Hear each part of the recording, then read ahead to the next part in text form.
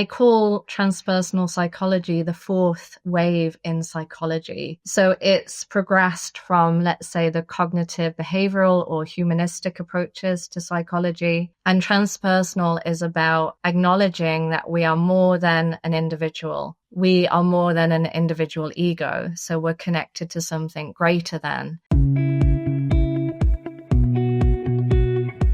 Welcome to Don't Step on the Bluebells, the podcast where personal healing and transformation take center stage. I'm your host, Amanda Parker, and I'm a fellow seeker on the journey of personal growth. Join me as I delve into the stories of gifted healers, guides, and everyday people who have experienced remarkable transformations. Listen in as they share their practical wisdom to enrich your everyday life. And don't forget to hit subscribe and never miss a new episode. Welcome to today's episode of Don't Step on the Bluebells. I'm here with the wonderful Jules De Vitto. She is a transpersonal coach and trainer, and she specializes in supporting highly sensitive humans. Jules, I am so excited to have you here because I have been following your work probably for like 2 years now, and I'm super excited to learn all about transpersonal coaching and just the incredible work that you're doing with highly sensitive people and everything else. So thank you so much for saying yes to come on today. Thank you, Amanda. Thank you so much for having me. I'm really looking forward to this conversation. Me too. And I feel like it's been a long time coming, but for some reason, this is the right moment to be recording because I've been curious about this work and the whole transpersonal world for a while. But I think a few years ago, it's not even a term I would have understood or known what it was. Yeah. And I'm looking forward to sharing more about that. I feel a lot of people haven't heard of, first of all, transpersonal as a word, but also being highly sensitive as well. It's quite a new phenomena for a lot of people. I think you might be one of the first people that I ever met and also started following you on Instagram who really talks about this high sensitivity that was like, oh, wait a minute, that's a thing. So maybe for everyone listening, you can just say, what is highly sensitive? What does it mean to be a highly sensitive person? Yeah, it's a really good question. And I find there's a lot of myths around what it means to be sensitive.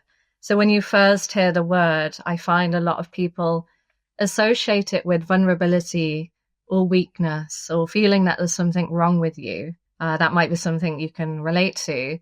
But really being a highly sensitive person it's an innate temperament. And my whole message is that really it's a gift to be sensitive. And when we are sensitive, we're more in tune with the spiritual dimension as well. We're more in tune with subtle phenomena that can be present in the environment. So it was Dr. Elaine Aron who first coined the term, the highly sensitive person, in the mid-1990s. And since then, it's really taken off, I think, because so many people can relate to it. So the research has shown us that around 20% of the population, so 1 in 5 people, have this innate temperament.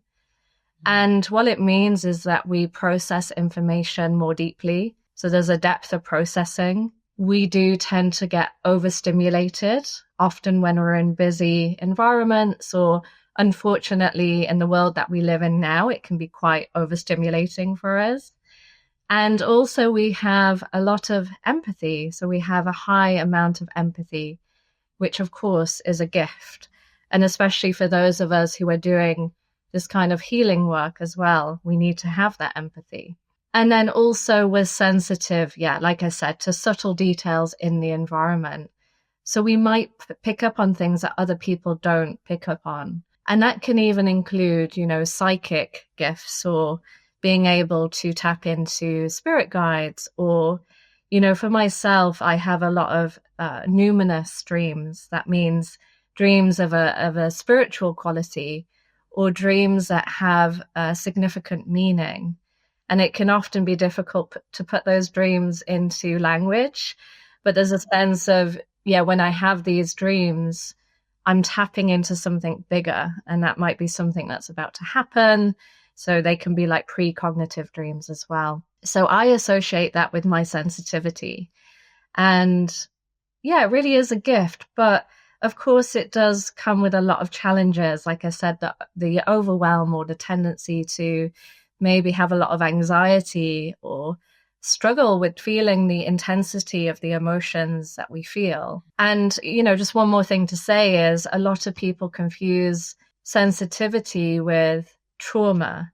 And there can be an overlap between being a highly sensitive person and having experienced trauma, but they're not quite the same thing. But I just wanted to mention this because, at the moment, there's a lot of collective trauma. Those of us who are sensitive are going to pick up on that more. So the collective trauma, the collective grief, the collective suffering that many of us are experiencing at the moment. It's such a beautiful description, and already it feels like I have a lot more clarity because in the work that I'm doing, especially because I'm really focused more and more on supporting healers. And so it feels like everyone's sensitive.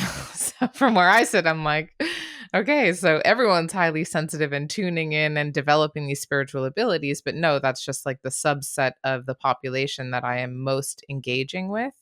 So hearing even those statistics that 20%, because that is actually really high, higher than I would have thought. And also, it's still not the whole population.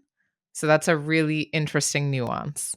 Absolutely, yeah. And I've experienced what you're referring to, that in my world, because I work with a lot of coaches and healers and therapists and people who are on, let's say, a spiritual path, it feels to me that everyone is sensitive. Yeah.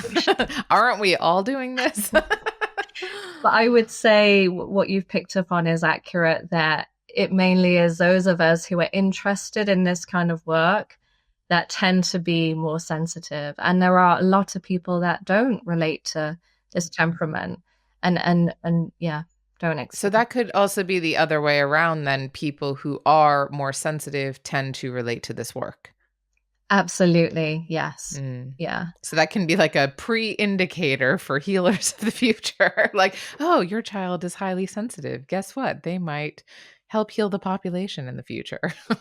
Absolutely. That's actually, part of my theory that there hasn't been much research done on this yet, but I've seen, yeah, a direct correlation between highly sensitive people and us being healers, actually, and being drawn towards, like I said, the spiritual path.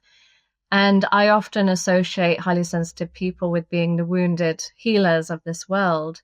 So this concept of the wounded healer, that means that we've been through normally many challenges in life or many difficulties or things that have been a catalyst for us to being drawn towards healing work and spiritual work. That definitely was the case for me. It was really my challenges and my difficulties in life that were, yeah, a catalyst towards me seeking out this healing journey that I'm on. I think maybe in one of our first conversations, must have been about 2 years ago now, something like that. I don't remember exactly.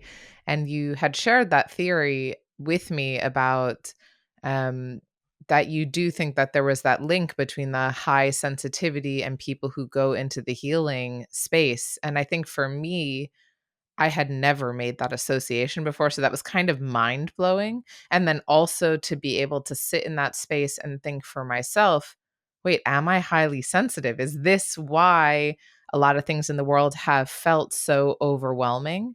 I think a lot of people can really relate to that, so for me, if I'm in a crowded place, I mean, I need recharge time, so if I'm around a lot of people or, we're both living in or near London, if I'm in central London for a day, like I'm spending at least 2 days out, in the countryside, touching the grass, connecting with nature because I'm so overstimulated by all of the chaos and the noise and everything else.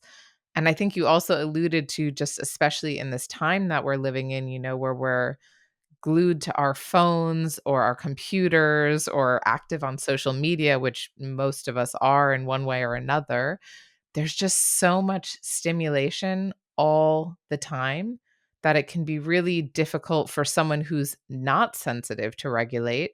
So for someone who is particularly sensitive, I mean, this is really like a big challenge that a lot of us are facing. And what I find interesting about that is, the mainstream medical model would diagnose a lot of people with anxiety or burnout or stress because they're not able to navigate this chaotic world that we're living in. But I really question that. And something I really like about the term the highly sensitive person is it's not a diagnosis.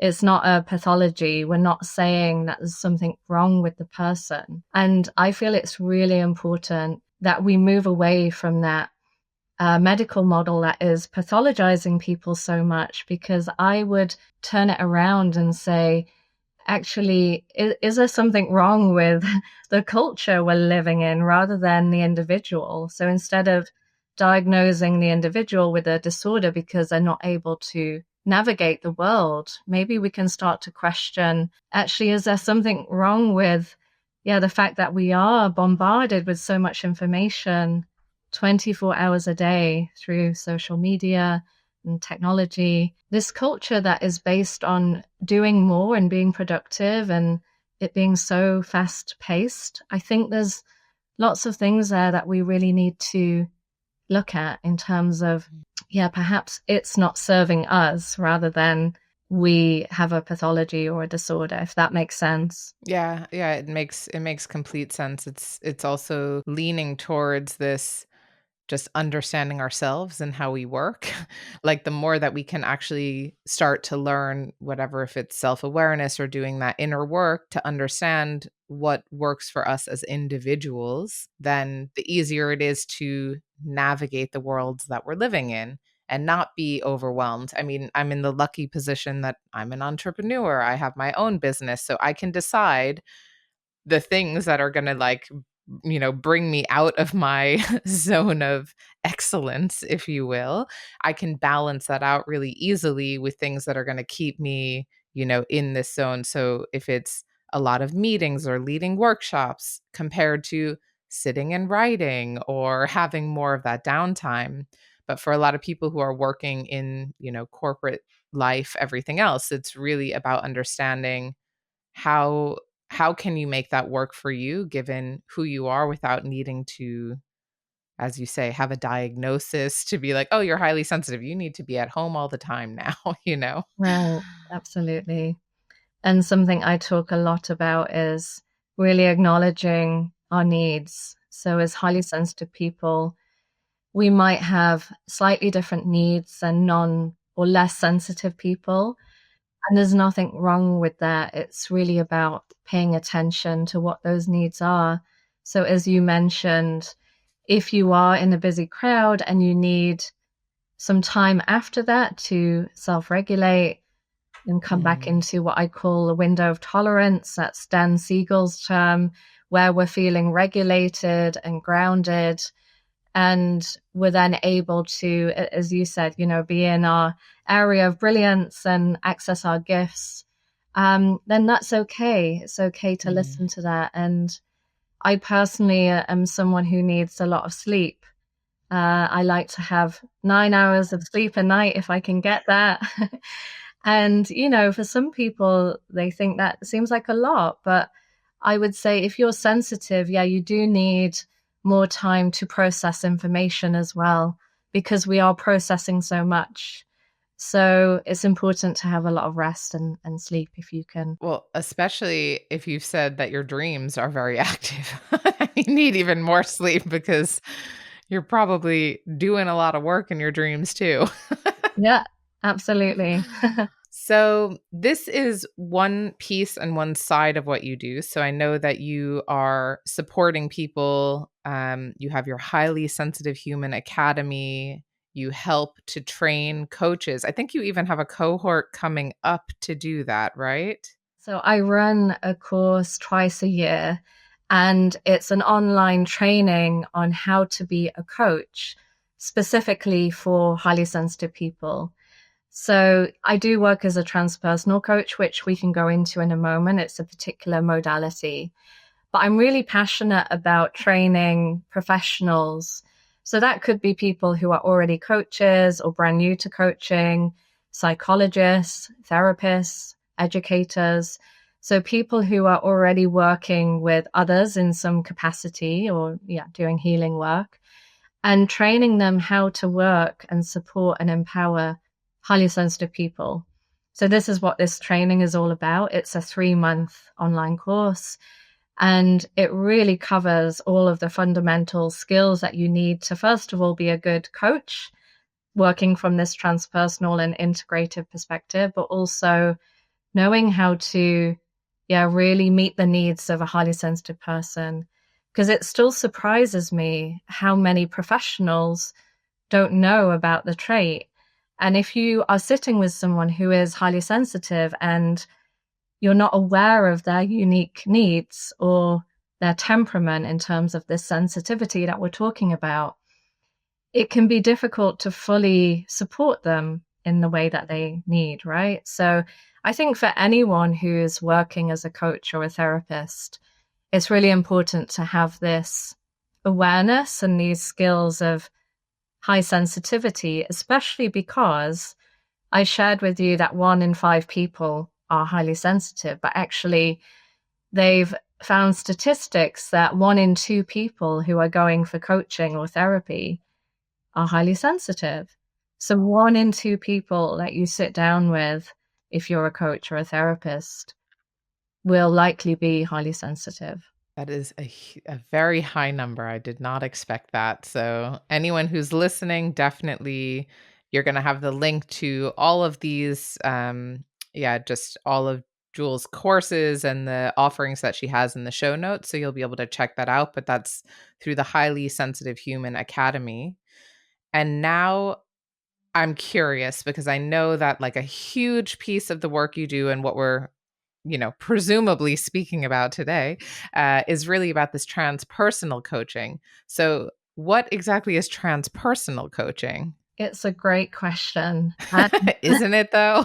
I get asked this a lot because the word transpersonal is not widely known. But transpersonal coaching stems from the paradigm of transpersonal psychology. And they call transpersonal psychology the 4th wave in psychology. So it's progressed from, let's say, the cognitive behavioral or humanistic approaches to psychology. And transpersonal is about acknowledging that we are more than an individual. We are more than an individual ego. So we're connected to something greater than. And that could be understood as the sacred or the collective conscious, the spiritual dimension, knowing that there is, many people understand it as a God, or again, God can be understood in many different ways. But basically, it's knowing that we exist on many different levels and layers of existence, and also that we are on a psycho-spiritual journey of transformation. So throughout life, we are going through a healing process, and it's about acknowledging that. And something else I really like about this paradigm or this approach is that, we're working with the whole person. And so in a lot of coaching approaches or techniques, the coaches can get stuck on working, let's say, on this cognitive behavioral level. So working with beliefs and thoughts and reframing those, which is really powerful and important. So it's not about negating that or saying we're not doing that. But it's also about working in a very embodied way. So working with parts of the psyche, which can manifest within the body. It's about working perhaps with spirit guides or knowing that a person might be, or usually is, connected to something bigger than. It's about non-pathologizing as well. So I've mentioned that already. But unfortunately, even a lot of mainstream therapists or coaches, I'm not saying all of them, but many can still be stuck in this approach of wanting to pathologize or label clients with things like depression or anxiety. Whereas from a transpersonal perspective, we might reframe those symptoms as having a particular meaning or purpose. For example, depression might be, instead of a person being depressed, we would say that they're going through a spiritual crisis, right? So there's a particular meaning behind the experience that they're going through. So it's about helping the client find that meaning. So, in that example that you just gave, what would be potentially different from a transpersonal perspective if someone is going through a spiritual crisis? How would you approach that? Yeah, so I think firstly, just that reframe in itself, helping the client understand that they are not their depression. I would reframe it and say it's a part of you that is experiencing some symptoms of depression at this particular moment in time for a particular reason. And that depression, those symptoms that the part is carrying is trying to tell you something or give you some kind of information. Perhaps it could relate to you not being on the path that you're supposed to be in life.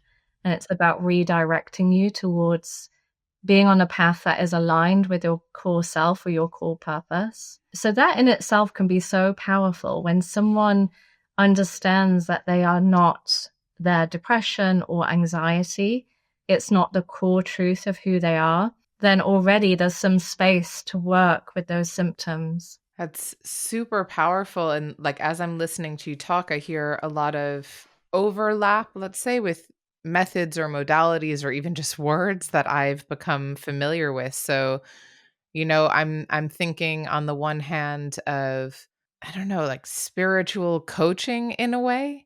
Like it sounds not that that's like a body of work specifically, right? But I have to be honest cuz this topic of transpersonal coaching, it's really new to me and I'm listening and I'm having like, oh, because it really makes so much sense to me also with the work that I've been doing, even the coaching work that I do. This is very aligned to the approach that I have. But I never really knew this was an entire body of work. So while I sit here in these like fireworks, keep going. What does it mean? Like, what does healing mean in this context? So in transpersonal coaching, what is healing?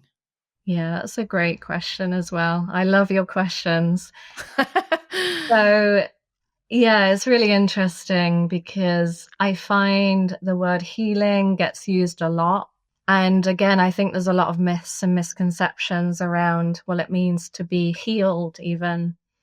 And I would say that that is a myth in itself, to be fully healed, as in a lot of people see it as something that will happen in the future. So if I do this, then I will be healed. What I would say is that transpersonal coaching, or the approach I'm working with, is really about helping people know that they are already healed and whole in themselves, that it's something we are born into this world whole, and we have an innate, some people call it a soul or a self, and it's always there and it can't be damaged or it can't be broken. But healing is about peeling back the layers of the ego, or these parts I was talking about, our wounds, our trauma, so that we can access that innate soul or self that is already there. It can be a bit of a paradox because I think a lot of us feel, as I was saying, that to heal, we need to be doing more. We need to be seeking more. We need to find the right modality or the right teacher. And then, yeah, everything will be okay. You say that with a smile. I'm curious. I say it because, yeah, smiling because it's something I relate to. And I've been on this search, the spiritual search for so long. And I'm still in this process of actually trying to let go of that seeking to be able to embody more of this being in the moment, being present, and knowing that everything I need is already here. As I said, it really is a paradox, and it's something perhaps our ego or parts of our ego isn't comfortable with. And so this is why I'm really inspired by a lot of meditation and mindfulness. And it's been a big part of my journey because there's something so profound about actually, letting go of this need to keep doing and keep seeking and be present in this moment. And as I said, it's a journey I'm still on. I haven't figured it out yet. But I yeah. think it's Mm. so relatable, Jules. Like those of us who are in this field of work, whether that be coaching or the spiritual development or just all the spiritual exploration that I know you do as well as I, we're all seeking for that. And it is funny because, like, even as you're speaking, the thing that comes up for me most is what we're teaching is always what we most want and need to learn and understand. So there's elements in what you're also teaching that like your soul is still yearning to understand deeper or your, human self is looking to understand. And it's always a mirror for me also each one of these conversations of like, yeah, okay, that search, huh? Because there's still this like belief and I feel it shifting within me at the moment. Like I really feel the last couple months a bit more of a clarity that I don't need to try to learn everything. And that each new idea or topic or spiritual development pathway, because you would have seen me at the beginning of every year with a list of like 20 things I want to learn. And I have really had to rein that in that, yes, I can add like teachings and I can add wisdom to my toolkit, but it's not because I don't already know. Like there's a part of me that's just remembering all of these different practices. And the deeper that I go into the learning and the training and the teachers and finding that path, the more that I'm literally like, I already know this. Like, I don't know what I'm expecting, but I already know this. I would add to that there's nothing wrong with that searching or that desire to learn. And I have that too. I have a really strong part of me that loves to learn new skills and modalities, and it's really served me. But what I would encourage everyone to do is ask, which part of me is that searching coming from?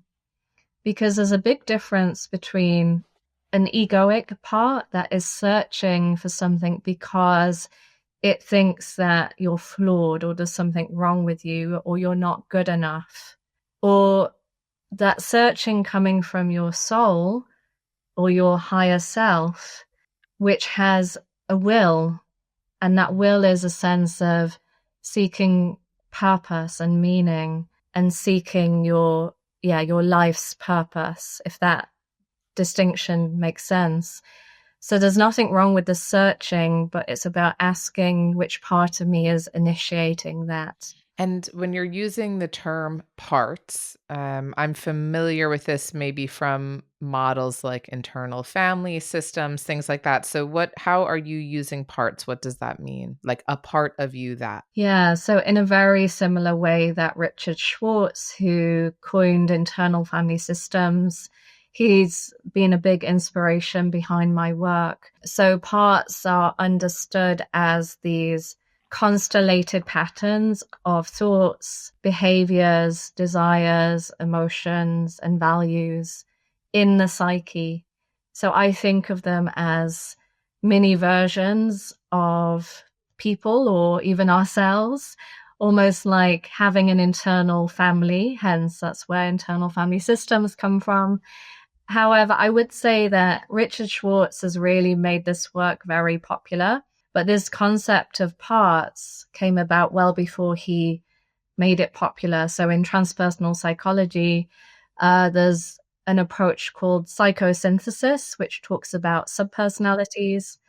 And also Carl Jung speaks about complexes, which are also synonymous with parts, I would say. And so, yeah, they're basically parts of our ego, which have always been there, but can sometimes end up taking on behaviors or beliefs or emotions that are not serving us. And so it's about understanding what is that part trying to do for us, but can we encourage that part to take on new beliefs or let go of some beliefs or emotions which are not in alignment with our core self. Okay, this is like a master class. I'm loving this. Take notes, everyone, because I know I am. Just kidding. You can read the whole transcript later. Okay, that makes so much sense. We had a guest on a couple of months back now, Sharon Eden, who talked about spiritual synthesis on the podcast. So it seems like there's also elements and traces. And what I really love is this idea. I was just speaking with my husband about this yesterday. So, of convergence. And all of these methods have come about in different times, in different ways, discovered or publicized by different thought leaders or researchers. But there is always this idea or belief in convergence that they're all coming to the surface for a reason. And I have this personal belief that we are seeing a rise in people seeking spirituality and purpose and meaning and understanding their essence more and more and more at present. Again, maybe I'm just living in my bubble, so I am open to be corrected here, but it feels like whatever tool, whatever method, or whatever person or healer or guide speaks to you most is the right thing for you in that moment. And I often say this when people come for coaching, and there's, often questions about whether they should be in coaching or they should be in therapy or things like that. I say, find the person who speaks to you that can support you in this moment and see where it takes you. Like, there's no one right method. It's not that I think the transpersonal coaching method sounds incredibly powerful. And if you find someone who's doing internal family systems and that speaks to you in this moment, that's the path that you should explore and find out what's there. Why would someone come into transpersonal coaching? Because my question would be, what if you're not on that spiritual path yet? Would people come in, or would that be like way too out there and, a conventional, I don't know, corporate leader, for an example, would they still come into transpersonal coaching? One thing I like about transpersonal coaching is I see it as a broad umbrella, and within it, we're drawing on a lot of different approaches, modalities. It's very integrative in that way. So I actually do often tag on the word integrative in my title. So it's a transpersonal and integrative approach because we are using, like you said, a lot of different modalities. And something else I really like about it is it's very client-centered. So we're working with the person, the individual, at where they're at that particular moment in time. So to answer your question, transpersonal coaching is really suitable for anyone. You don't have to have a particular spiritual belief system to come to transpersonal coaching. And it's certainly not about me inflicting any belief system onto the person. So I'm always using the client's frame of reference or their way of understanding the world. And if they have no concept of, let's say, spirit guides, I'm absolutely not going to bring that into the session. But what I do love about it is if that person does, let's say, have spirit guides and is practicing shamanism, we can bring that into the session because it is holistic in that way. Whereas a more traditional coach might not be able to go there or might negate that level of existence, which I think can be detrimental to the individual if that is a part of their reality and the coach isn't able to hold that. Transpersonal coaching is more inclusive in that way. And it goes, as I mentioned before, it goes beyond. One more thing to add is in transpersonal coaching, we're really focused on our way of being in sessions rather than fixated too much on what we're doing. So, of course, there are modalities and techniques and frameworks that we're using. But in our training, we spend a long time really focusing on our ability to be present with our client, our ability to hold space, to create a safe container. And that work is really fundamental. And I also think that is what is missing from a lot of other coaching approaches, in the sense that perhaps they don't have that foundational training in how to fully hold space or be present or create this container, something we talk a lot about is open awareness, which is at the beginning of a session, I will sit with my client and guide my client and myself into a space of open awareness. This is a sort of mindfulness technique where we are accessing the space and the field within the body, around the body, the liminal space between myself and the client and beyond. So we're not just working on an egoic level, but with the space in and around the body as well. So, what exactly does it look like if someone comes in for transpersonal coaching? Like, what might a session be, or what's like, how do you support clients in that modality? Yeah, so I've started to touch upon it already, but at the beginning of every session, we will create a space and we'll take time to create that container to really ground, tap into the field or I call it an alchemical container often.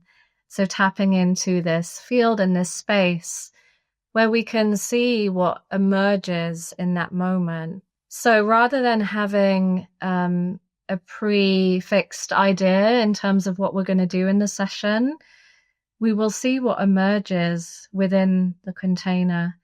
And so in that way, it's also very organic. So I never have a plan for what's going to happen in a session. Of course, I've got ideas in terms of what the client needs or what we're working on, specific intentions. But I think what makes transpersonal coaching unique is we also have a lot of space for what needs to emerge so that we can work in a very organic way. And I've mentioned parts already, but most of the work I do is revolving around this concept of parts and helping the client to identify which parts are blocking their success or their ability to move forward. What are some, like, I'm trying to understand why maybe someone, why would they be coming in? Is it like they're feeling stuck in their life? Is it they want a career move? Are there specific reasons someone might specifically seek out this type of coaching? Yeah, so it really depends, but exactly what you just mentioned, it could be something that someone goes to a traditional coach for. So they're going through a career change, a relationship breakup. They're looking for more direction in life. They're looking for a sense of purpose. But it can also be people who have experienced a spiritual crisis. They're going through a spiritual emergency, which is where they might have tapped into, let's say, spirit guides for the first time, or having these profound dreams, as I mentioned, I've had, or starting to have visions of things that they can't make sense of, maybe hearing voices. So this would be things, as I've mentioned before, that the mainstream might pathologize, but we would say that it could be that person is going through a spiritual transformation.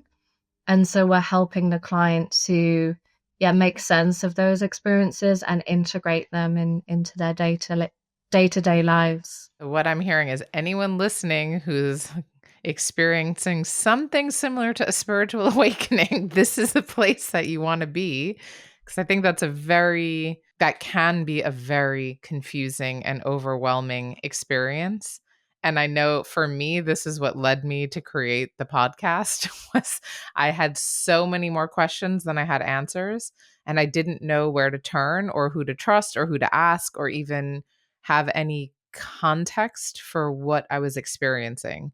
So for me, having these conversations as we're doing now is just like, what is it? How does it work? How does it help people? Because it's my own like hunger and curiosity to really understand, like, what is this? Is it the right thing for me is always in the back of my mind. And how does this actually work? So listen up. And you've reminded me that this is also why I got into this work, because in my mid-20s, I went through quite a profound transformative stage in my life. And I had been initiated into Reiki. I was practicing a lot of Reiki, yoga, Tibetan Buddhist meditation, mantras. I was really on this spiritual path, and things were really snowballing for me. And I was having these really profound experiences and struggling to make sense of them, experiencing a lot of synchronicities. So that would be when something would happen in my day-to-day life, and I would associate it with a particular meaning. It was, a meaningful event, something I couldn't explain. Yeah, those kind of experiences can be quite isolating when you're going through that and you don't know where or who to talk to about it. So that was when I went on to train and study transpersonal psychology. So I took a master's in transpersonal psychology, consciousness, and spirituality, and then started training to become a transpersonal coach. It sounds so familiar, that sense of searching and trying to make sense of. And I don't know why this is coming up now, but a lot of people who are on this journey of trying to understand more deeply can often come across, let's say, healers or teachers or people presenting as like gurus who are going to help them and guide them. And I think this happens a lot, especially with like in the influencer world, where people are really building personal brands and trying to make a name for themselves. And you end up with a lot of, the Germans would say gefährliches Halbwissen, which is like dangerous half knowledge. So you end up with a lot of bits and pieces, but you don't actually get that cohesive picture of what you really need. So it's all well and good to, practice things that feel good. And, yoga, for example, it's an amazing practice, but if you don't have any context for how or why that's helping you, or you haven't gone into the philosophy of it, it's a bit disembodied. I think that's happening a lot in the world, that people are searching, they come across someone who has the answers, I do with quotation marks, and they end up a bit more lost. Yeah. And, I really struggle with a lot of what you're talking about because I do see it a lot. And this is why, again, in the work that I do in the transpersonal coaching, it's really about empowering the individual to find their own answers and make sense or find that meaning within, because it can be very easy to hand our power over to, let's say, a guru or someone that's become enlightened. Again, I'm doing quotation marks now. A lot of people these days claiming to be shamans. And I would say to anyone, if someone claims to be a shaman or claims to be enlightened, to really bring in some discernment there and just question that person's integrity. From experience, those teachers who are authentic and are truly living the path and doing the work and following the shamanic traditions or other traditions won't announce that they're enlightened or even that they're a shaman. They wouldn't use that language. So I think you've reminded me, it's really important to have discernment in terms of who we're working with and which path we are following, and the teacher as well. So it's okay to really question, the teacher and question their integrity. So I'm also curious, because I know there was a whole life that you led before transpersonal psychology even entered. So I'm curious, like, who were you before all of this entered your life and you started really training others in this type of work as well? Yeah, it's a big question, isn't it? Who was I? Who was I So who before? are you? Where to start? But before I came into this work, I was working as a teacher for a long time. So actually not too different from the work I do today. But I was working in primary education, so with young children. And I also lived in Asia for over 10 years. That's where I was teaching, in Thailand and in Shanghai. So unfortunately, I became really burnt out from teaching. and it just wasn't serving me anymore. I found it incredibly rewarding to do the work, but there was something about the education system and the school system that wasn't aligning with me anymore, especially as a highly sensitive person. It was around this time actually that in between working in Thailand and Shanghai, I went on a spiritual pursuit to India. So stereotypical. But I really was searching for something. And in many ways, that trip really did give me a lot of answers that I was looking for. So during that trip to India, I did a 10-day Buddhist meditation retreat, which was really profound. And I also got initiated into Reiki, and I was practicing a lot of yoga and just many different things. And I would say that experience in India really did awaken something in me. So I was already feeling this sense of something doesn't quite feel right, or I'm being called towards something else. But then this trip really confirmed that for me. And so it was after that in Shanghai, I continued teaching for many years, but I had this constant niggle that something wasn't right. And I was really being pulled towards this healing work and really working with people on an individual or even, group basis, but in the more spiritual aspect of who we are. It's incredibly fascinating because the floodgates, if you will, open for me in Asia as well. And in totally different contexts, but I also was initiated into Reiki, as you say. So I started training in Reiki in Bangkok. And that idea came to me. I mean, came to me like now that I know more, I'm sure it was like planted long, long ago. But I had spent about a month in Shanghai, and then I was on the plane flying to Thailand. And it was just this moment in this voice, seemingly out of nowhere just came through like, you are a healer. And I was sitting on the plane like, holy shit. Like this was incredibly profound. So when I touched down in Thailand, the first thing I did was search for a teacher. It didn't feel like an accident that the timing of it all and I'm getting goosebumps now as I'm describing it because I never made that connection before, because it otherwise seems very random to be in Bangkok. And I found like the perfect teacher for me, who I still adore, Emma McKendrick. She's incredible. And it was no accident that I had just arrived in that city. And for me, Thailand has always been a place that, I really heavily associate with spirituality and spiritual development.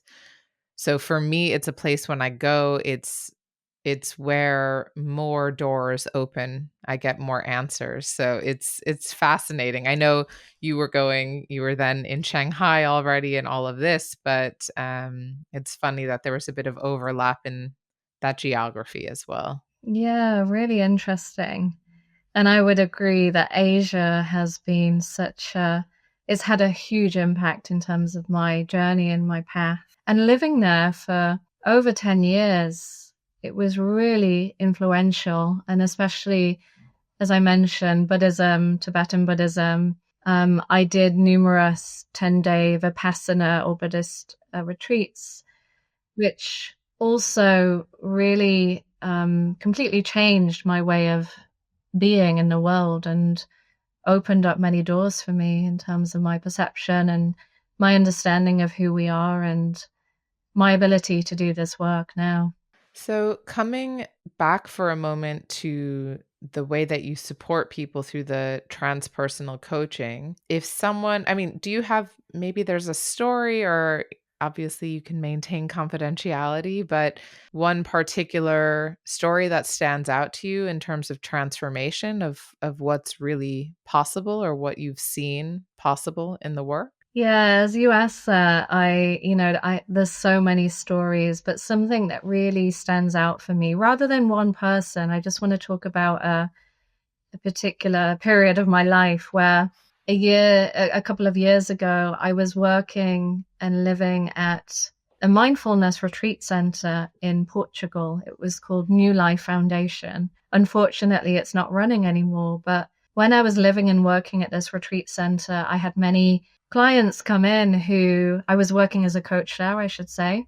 I had many clients come in who were struggling with stress, burnout, anxiety, depression, just feeling completely lost in life and yeah, seeking answers, not knowing what to do. And I was working intensely with these people over the course of a month. So we would have multiple sessions a week. And it was also part of a bigger container. So we had every morning, we had morning meetings where we would meet and everyone would share what was present for them.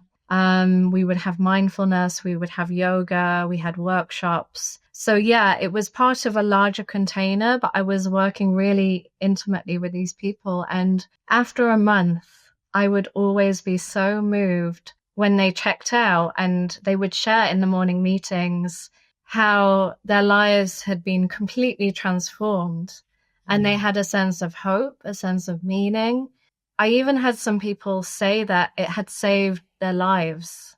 And when you hear that from people, for me, it makes the work so, yeah, that's why I do this work, to hear that from people that it's completely given them a new perspective and a new ability to live in this world. I don't take credit for all of that, but as I was mentioning, it's something about the container. There's something so powerful about with the transpersonal coaching, knowing that you're working with something bigger. It goes beyond the individual or the individuals. We're connecting to something sacred where the work is coming through us. And that's why I love this work, because you can't predict how it's going to impact people, but it really is transformative. That's super powerful and a really good reminder as well of the power of like showing up and holding that space, helping people find their way back home to themselves and with a different lens of understanding than they've probably ever had before. And I can say, just being in your presence now, I said it before we hit record, like you're very grounded. I really feel it. So it's no surprise listening to you that even just the energy that you hold, the space that you hold, people will feel your love and your presence, even if there's no coaching involved. Then you add everything else, all the other magic that you do. And yeah, it's really powerful what you're able to help transform. Yeah. And as you say that, I'm reminded, that this for me, the work I do now, I really have this deep intuitive sense that I was always meant to be doing this work, that it is part of my calling. And it's difficult to put that into words, but since I was a young child, I've always been interested in psychology and spirituality. And so for me, it started, I think, since I was born, that sense of there's been something, my soul has been longing to really work with people in this capacity. So I know that in addition to being a coach yourself, you also train others. Maybe you can share a bit about how you support people so anyone listening knows how they might be able to get in touch and why. Yeah, absolutely. So I think I mentioned already that twice a year I run an online course. It's a 3-month training on how to coach highly sensitive people. And so this training is open to anyone and everyone. If you're already a coach or a therapist or a healer or brand new to this work, we really cover all of the fundamentals. So I would really encourage anyone who might be curious. We really explore what it means to be a highly sensitive person, so you don't need to come with that prior knowledge. If you are interested in potentially, adding this training to your toolkit, then please reach out and I can pass on the information. So the next course begins in May and then it will run again in September. I also should add that I work for an organization called Aleph Trust, and it's affiliated through Middlesex, Liverpool John Moores University. It used to be Middlesex and it's changed. And it's a 1-year online training in how to become a transpersonal coach. So if the transpersonal coaching speaks to you, that is another possibility. And I know you also do some retreats, is that right? Absolutely. And yeah, we have a retreat coming up in June, which I'm really excited about. So I run that with some friends and colleagues, and it's a retreat for highly sensitive people, and it runs from the 12th until the 15th of June. And it's just an amazing opportunity to come together in community. And we do very embodied practices. So we have yoga, ecstatic dance, lots of sharing circles, amazing food. It's in Devon at an amazing retreat center. And so if anyone listening is highly sensitive, I would really encourage you to come along, because that is also a life-changing experience, to really find community and be with like-minded people. I've only seen the photos of some of your retreats that you've held on Instagram and heard stories from you, and it's so beautiful. So definitely, you'll have the links to all of this that Jules is talking about in the show notes, so you'll be able to check out all these retreats and learning options, and also just be able to follow Jules, who is super active on Instagram, because I'm always impressed by you. If someone's listening and they're just starting out on this pathway, is there any advice that you might give to someone? Yeah, just to help make that journey a little easier for them. Yeah, so I would say that if you're just starting out on this path, it's really important to listen to your heart and follow what feels right for you, because as we've mentioned, there's so many different modalities and tools and frameworks that you could follow, or teachers. But what works for someone else might not work for you. And so that element of discernment and, yeah, just really feeling into, does this feel like the right path for me, is so important. And I would say also that even though I've been speaking about being self-empowered, it's really important to know that we're not doing this work alone, and you don't need to do it alone either. So to seek out support, and we can really empower each other through the relationship, through the connection, through community as well. Thank you so much, Jules. Do you have any last words before we close out today? Although that was already pretty good. I don't think so. Just thank you so much. It's been a pleasure to talk to you, and really inspiring as well. I've had also lots of fireworks going off and ideas. So yeah, thanks. I could see it and feel it too. So this is going to be a magical episode when it launches. Really happy that we had the chance to have this conversation together. And I so appreciate you coming on and being just the incredible fountain of wisdom that you are. To everyone who's listening, thanks for tuning in to this week's episode, and see you next time. Thanks for tuning in to today's episode of Don't Step on the Bluebells. If you enjoyed this conversation, please give the podcast a 5-star rating wherever you listen. And don't forget to hit subscribe and follow along so you never miss a new episode.